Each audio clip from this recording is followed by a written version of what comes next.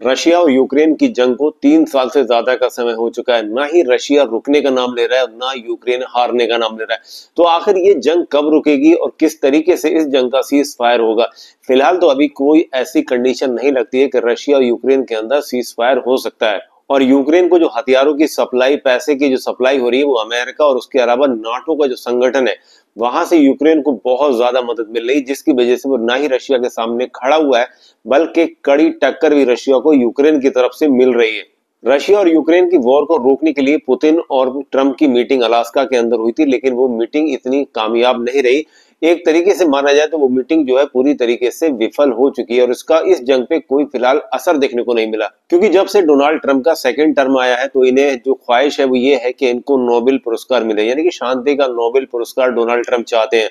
और इनके सपोर्ट में इसराइल भी बोल रहा है कि ठीक है, ट्रंप को नोबेल पुरस्कार मिलना चाहिए। और हर जगह किसी न किसी झगड़े में ट्रंप अपनी जो टांग है वो अड़ाते रहते हैं और बोलते रहते हैं कि मैंने ये झगड़ा बंद करवा दिया।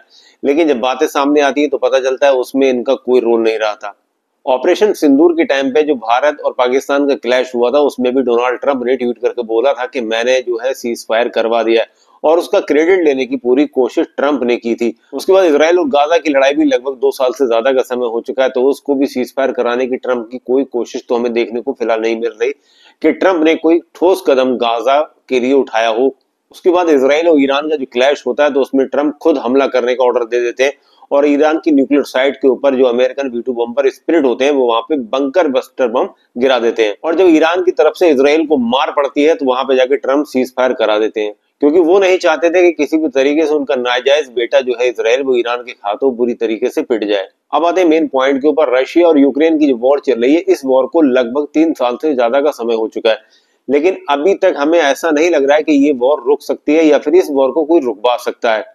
अगर ये वॉर कोई रुकवा सकता है इस दुनिया के अंदर, तो वो एक ही शख्स है, उसका नाम है व्लादिमीर पुतिन। पुतिन चाहेंगे तभी ये सीज फायर होगा, ना तो ये सीज फायर नहीं होगा, क्योंकि नाटो की गोद में बैठने का जो सपना है जेलेंस्की के अंदर, वो पूरे यूक्रेन को एक दिन ले डूबेगा।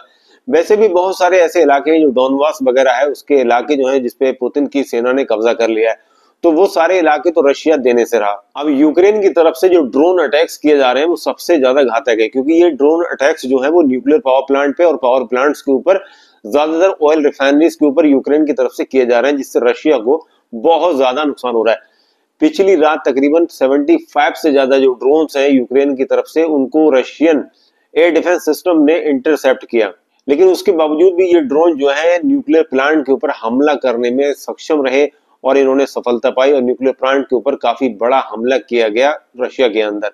लेकिन 75 से ज्यादा ड्रोन्स को मार गिराया गया रशियन एयर डिफेंस सिस्टम के द्वारा। अगर ये ड्रोन अटैक्स रशिया पे ऐसे होते रहेंगे, तो पॉसिबल है कि रशिया भी पलटवार करेगा और हो सकता है कि रशिया आने वाले टाइम के अंदर यूक्रेन में किसी भी तरीके का न्यूक्लियर अटैक कर सकता है। अगर ऐसा होता है तो पूरी दुनिया के लिए ये एक महा तबाही का दिन होगा, क्योंकि यूक्रेन जो है वो लगातार जो ड्रोन अटैक कर रहा है वो रशियन प्लांट्स के ऊपर कर रहा है और उसकी रिफाइनरीज के ऊपर कर रहा है, जिससे रशियन इकोनॉमी हिट हो सकती है।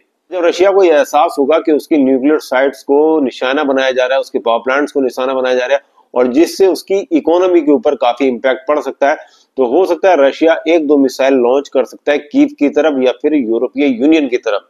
और ऐसा हुआ तो ये दुनिया पूरा महाविनाश देखेगी और मानव सभ्यता का हो सकता है कि अंत भी हो जाए, क्योंकि इस दुनिया के अंदर सबसे ज्यादा न्यूक्लियर बॉम्ब रखने वाला देश रशिया ही है और रशिया के पास ही डेड हैंड सिस्टम है। अगर पूरा रशिया भी फिनिश हो जाता है, तो वहां पर पूरी दुनिया को भी वो फिनिश करने की काबिलियत रखता है फ्रेंड्स।